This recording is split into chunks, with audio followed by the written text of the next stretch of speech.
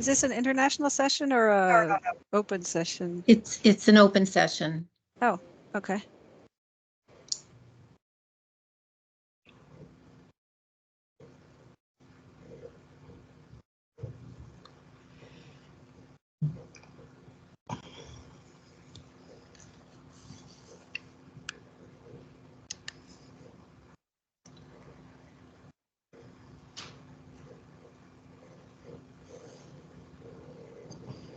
For those of you who are just joining or have just joined in, we're just having a few technical issues. So it'll just be a few minutes till we get started.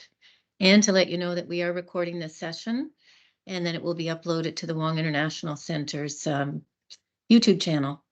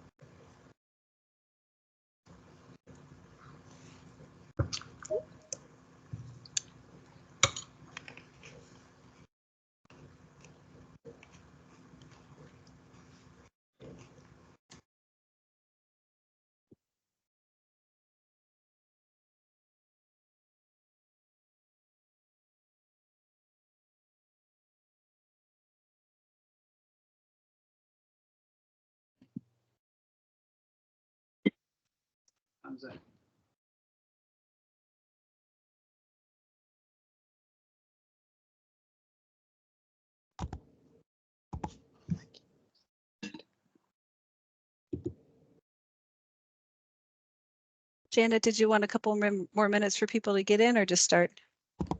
I think we can get started. We have quite a few right now. Sure. So welcome everyone who's attending here today. This is Peggy Jolly. She's presenting from the Registrar's Office on how to register for your courses. This is being recorded and it will be uploaded on the Wong Center's YouTube channel. Hi, everyone. This is just a quick course registration how-to. There's already a video posted on the Hub. If you've been in the Hub, there's a how to register for classes. You can read all about it and follow along a video that's already there going step by step to do it. I will just give you a quick presentation. Make sure it works. I'm having some technical difficulties today. All right. Does everyone see the main course registration how-to slide? Yes, I can see it. Perfect. Just the one slide? I see just the one slide. Yes. Perfect. Okay. All right. So all registration is done in your self-service. So when you log into your main page of your My Acadia, you'll see self-service, your profile, and your Office 365. When you go into your self-service, that's where you find all of the good stuff for your financial account, your advising, your planning, your course selection, your transcript ordering, all that sort of thing is all under the self-service tab. That's what the login page looks like. You just fill in your username and password to log into the system. And then once you're in there, the main page of self-service gives you a menu. Student finances, tax information, which you need at the end of the year for when you're printing off your T2202As, your course catalog. Peggy? Yes? Can I just interrupt just for one second? If anyone still has their mic unmuted, could you please mute it right now so there's no background noise? And just until Peggy has finished her presentation, and then if you have any questions, we can take them then. Okay, thank you. So this is the main menu page in your self-service. So you can see all the different sorts of things you can do in there. Make transcript requests. Once you've registered, request enrollment verifications. Don't do that yet because you haven't registered yet for next year. You can look at your student planning. Your grades will show there. And the course catalog is your kind of your most important thing at this point. So when you're in the catalog, you can search by subject and everything is alphabetical. You can search by a specific subject, or you can just go through the list and click on it to search by that subject. When you get in a subject, you'll see different courses listed. So this one shows a few English courses.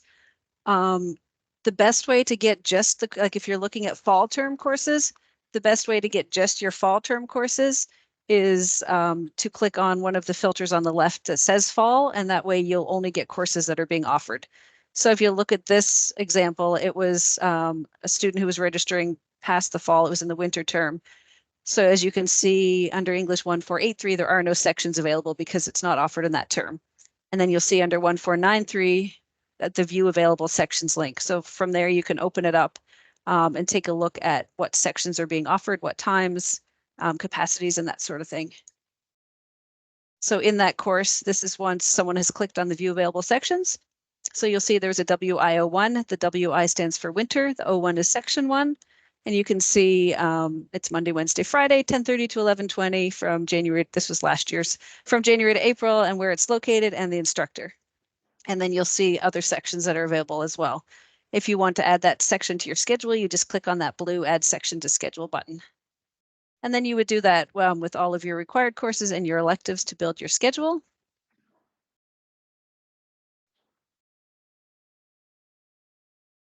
Sorry, I'm using a different monitor here. So it'll tell you seats available, full, if there are any spaces, any prerequisites, and how to add the section.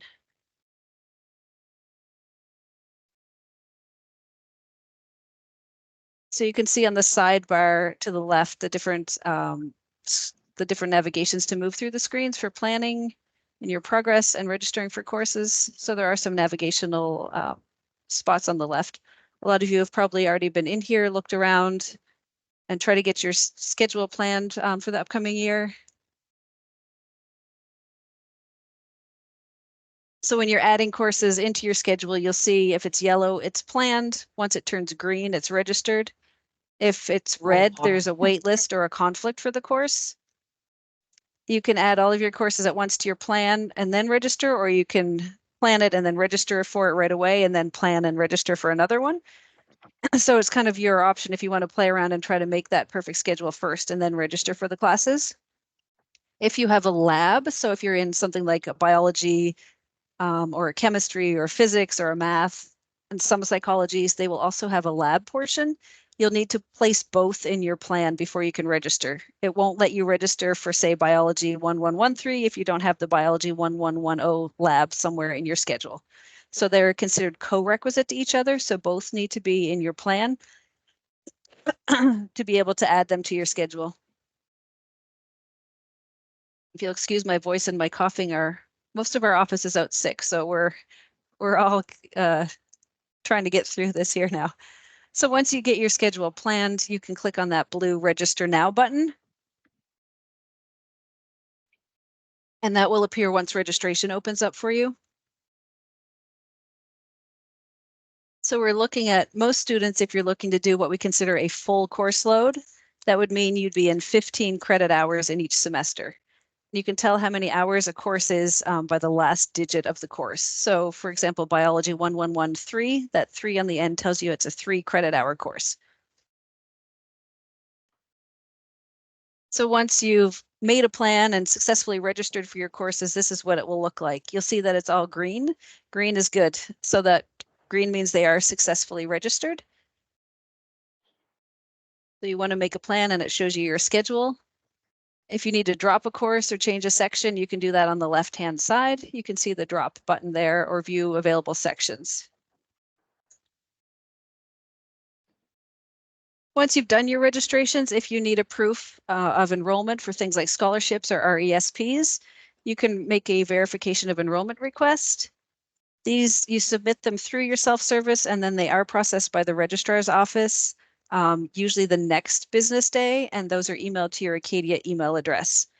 If you need something for student loan that is not what you need, you would need to reach out to financial aid or student accounts. These are for things like scholarship plans and bank RESPs and bank loans. A lot of parents will also need them for maybe if you're under a health plan that's being sponsored by your parent and they need to know that you're registered. Again, this is kind of what that verification of enrollment looks like. Once you fill in the information and submit it, it is processed usually each weekday morning and emailed to your Acadia email address.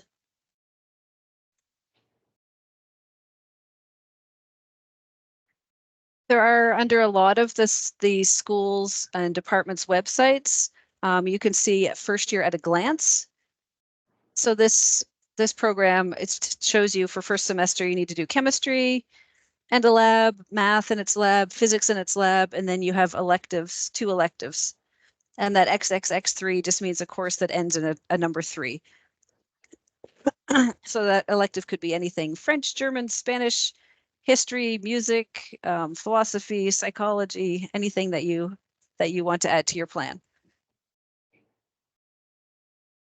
You do want to make sure that you register for both your fall and your winter courses.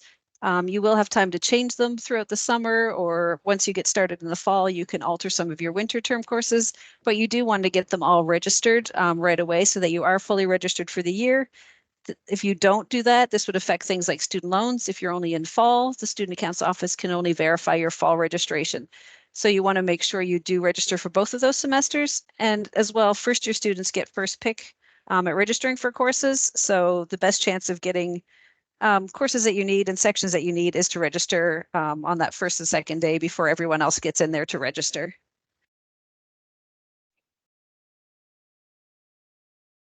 So the things you need to do if you haven't already, and I'm sure probably a lot of you have already been in there, you need to review, you need to review your first year at a glance, look at your self-service instructions. You probably got an email, and as well, there's another registration hub ticket how-to with a video that's linked there with someone doing it. And there is also a link there to that article. So it is on the hub. It's a portal article. If you just type register in the search button, you can find different search topics and different information and tutorials on how to do different things on the web.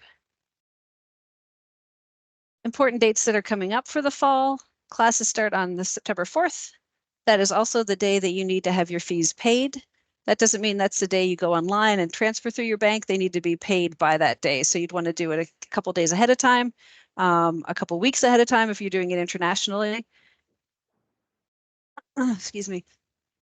Friday the 13th of September is the last day to add or change any fall courses without a W withdrawal appearing on your transcript. So if you want to change a different time section or to a different instructor, or if you want to drop a course and add a different course for the fall term, you need to do that before the end of the day on the 13th.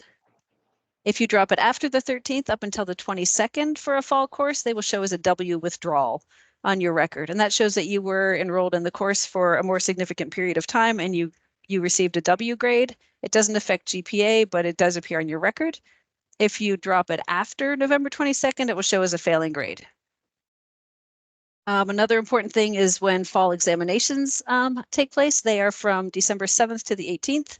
Do not make any travel plans until your fall schedule is out. And that's usually out, I believe, early October. Once all of the adding and dropping and course changing has happened, and then we start putting together the schedule for the fall examinations. So don't make travel plans for middle of December until you know your schedule. Instructors are not required to accommodate making up different examinations because of travel plans. That was kind of just a quick how-to guide. Does anyone have any questions? You're always free to email our office, registrar@acadiau.ca. And if you do have questions and you'd like to put it in the chat, you can do that as well. Isabel, you have a question? Hi, I'm Isabel's dad, not Isabel. Oh, okay. But just wondering if the whole year had to be paid by, was it September 4th? It's the fall term. Just fall term? Yep. And as far as the schedule, you said 2 terms got to be determined. It's the best, yeah, the best thing to do is to register for both fall and winter courses when you're doing registration. You'll get the best selection of courses and course sections at this time before everyone else is registered. And then you want to ensure that you're